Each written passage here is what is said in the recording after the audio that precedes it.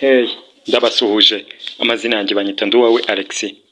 Mwaka kanya tugiye kwibaza niki kizaba kuri Fortune Retail mu gihe izaba irengeje ku itariki ya mbere z'ukwa gatatu. Ibi nibyo ngiye kuza ngarukaho muri iki kiganiro gito tugiye kugena kitaza kurenza iminota 5. Ubundi Fortune Retail yinjiza gute cyangwa zino online business ni gute zishobora kuba zinjiza amafaranga? Ubundi zino business arizo twakwita nk'ama retail, ano ma business na ma business aba afite product agomba gucuruza, bivuze ngo ugomba ku investingamo amafaranga bakayafata bakayacuruza, then inyungu babonye muri ibyo bicuruzwa bakaba ari byo baza bakaba arizo babaha. Bivuge ngo rero Fortune Retail niramuka irengeje ku itariki 30 ku itariki ya mbere z'ukwa gatatu, ibyo tugiye kwibaza niki kizaba. Ubundi domain ya Fortune Retail igomba kuba yazarangira ubundi yatangiye gukora cyangwa yafunguwe cyangwa yongerewe amasezerano, kuko n'ubundi Fortune Retail yarakoraga ku itariki 30 z'ukwa 8 2023. Bivuge ngo yari kwiye kuba yarangira ku itariki 30 z'ukwa 2 2024, ariko Fortune Retail ukwa kabiri kugomba kugira itariki 29. Rero niyo mpamvu tuje kwibaza ati niki kizaba mu gihe Fortune Retail izaba irengeje ku itariki ya mbere z'ukwa gatatu. Urabona muri no minsi kubikuza biri kwanga, hari n'ibyabaye ejo iba yavaho, ariko baza batubwira yuko ikibazo cyari cyabaye ari uko business cyangwa website yari yageragejwe guhakingwa bashaka kwiba amakuru y'aba customers, niko kwita bayifata barayifunga kugira ngo bace intege abahakazi bari kwinjirira bashaka kwiba amakuru y'abakiriya.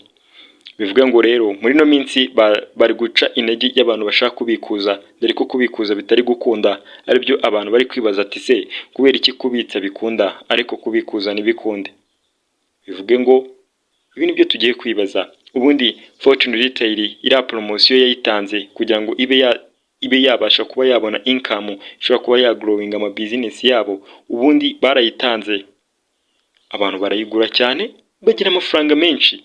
Bivuga ngo abantu iyo bamaze kugira amafaranga menshi bakenera kubikuza ayo mafaranga, kandi amafaranga business yarayashoye. Bivuge ngo niba yarashoye ayo mafaranga nayahari. Niba ushaka kubikuza baragusaba kubitsa andi mafaranga kugira ngo ubashe kubikuza. Bivuge ngo nubwo ubibona uko, bivuge ngo hari amafaranga ari limite udashobora kuba wabikuza, kugira ngo accessing bank ngo hari amafaranga ugomba kuba watanga. Ubazanye imashini igura ibihumbi 50 ariyo bita D5 hash D5 akego 5. Iyo mashini igurumbi 50. Niba ushaka kubikuza yibitseho kugira ngo ube wabikuza. Icyo nababwira ngo mube mutuje, turindire ku itariki ya mbere z'ukwa gatatu. Itariki ya mbere z'ukwa gatatu niramuka igeze ukabikuza bikanga, uzagaruke hano ngaha kuri Agahezo TV umbwira ati ko kubikuza byanze niki cyabaye.